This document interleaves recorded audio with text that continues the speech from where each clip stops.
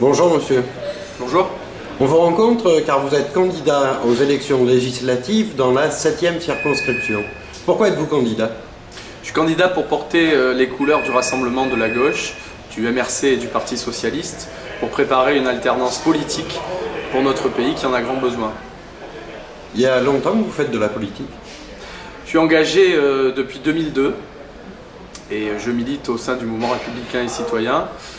Ça n'est pas mon activité professionnelle puisque je suis médecin par ailleurs, mais je considère que l'engagement républicain, qui est au cœur de mon engagement politique, il est nécessaire parce qu'il est indispensable que les citoyens redeviennent acteurs dans les décisions qui sont prises pour eux.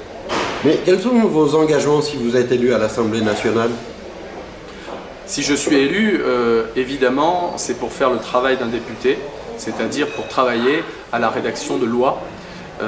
Et donc, j'aurai un engagement très fort pour être notamment très présent à l'Assemblée nationale. Votre engagement sera basé sur le programme du candidat actuel? Bien entendu, sur le programme du candidat et sur le texte de l'accord qu'ont signé le mouvement républicain et citoyen et le Parti socialiste, qui met en avant la nécessité d'une réindustrialisation de notre pays, la nécessité d'une réorientation de la construction européenne et la renégociation du traité et de la règle d'or qui impose une politique de rigueur à nos concitoyens, et bien d'autres propositions que je détaillerai pendant la campagne devant nos concitoyens. Bon, comment percevez-vous le retour de terrain pour l'instant? Écoutez, la désignation, ma désignation arrive à la fin d'un feuilleton, puisque vous savez que évidemment de nombreux candidats se sont portés volontaires pour être le candidat de la 7e circonscription. Aujourd'hui, j'ai été désigné. La préoccupation des citoyens, c'est surtout que proposer pour répondre aux questions sur le pouvoir d'achat, sur l'emploi, sur la réindustrialisation de notre pays, sur la protection de notre modèle social, sur la santé.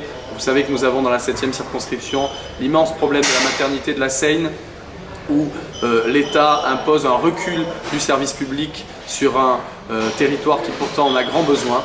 Donc ces préoccupations très concrètes, c'est sur ces préoccupations que nos concitoyens attendent des réponses. Les questions de désignation sont évidemment derrière nous et elles sont étrangères aux préoccupations des citoyens. Eh bien monsieur, je vous remercie. Je vous remercie.